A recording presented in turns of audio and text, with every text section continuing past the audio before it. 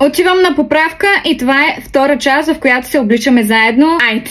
За хората, които не са гледали първа част, обяснявам. Не е истинска поправка в училище, а събитието ни на Никс е такова. Отиваме на поправка. Това е темата на събитието. Така че трябва да е нещо с cool. Слагам ето тази риза, тази пола. Айде, сега се връщам. Мръсен топ. Сега да стана една бунтарка. Ей това ланч. Омага.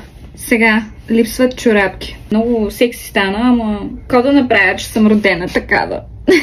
Смених чорапите. Мисля, тези лофари са човек 10 до 10. Вратовръзка. Не, тая е много дебела.